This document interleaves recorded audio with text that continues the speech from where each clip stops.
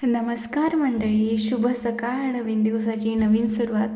पुन्हा एकदा तुमचं माझ्या नवीन छोट्याशा मिनी ब्लॉगमध्ये मनापासून स्वागत आहे. तर आजचा मिनी ब्लॉग म्हणजे आज माझ्या वडिलांची आहे पुण्यतिथी. तर मी सकाळी लवकर उठले. मम्मी आणि मी मिळून मस्तपैकी आम्ही जेवण बनवलं त्यांच्या आवडीचं. आणि दादानी ते फोटोला मस्त पुसून वगैरे ठेवलं. आणि रेग्युलर जो हार यूज करतो आम्ही तो घातला आहे सध्या.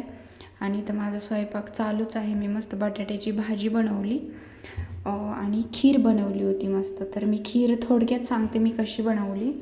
तर मी ही शेवयांची खीर बनवली. मस्त गावरान तूप टाकले,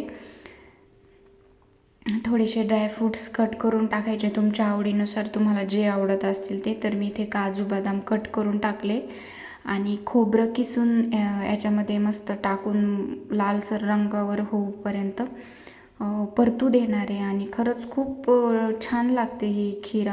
अशा पद्धतीने करून बघा. आणि खूप इन्स्टंट होणारी पण आहे.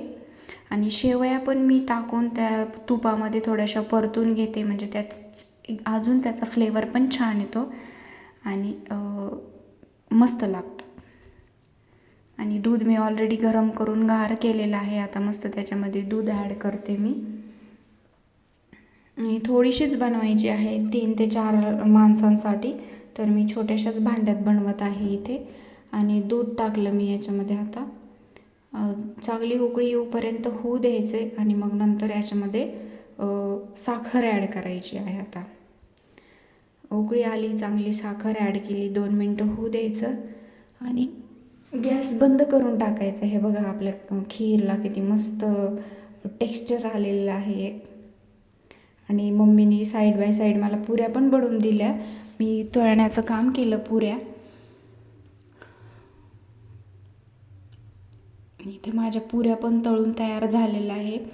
तर असं वडिलांना मी आज पान दाखवलं आणि त्यांना श्रद्धांजली अर्पण केली. माझे वडील जाऊन आज 25 वर्ष पूर्ण झालेली आहे.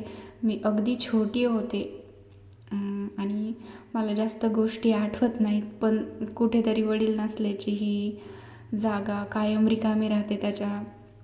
मग माणूस थोडंसं भावनिक होतंच आपल्या माणसांसाठी. आणि कावळ्यांना पण वरती दादाने ठेवलं. असा होता मिनी ब्लॉग. बाय.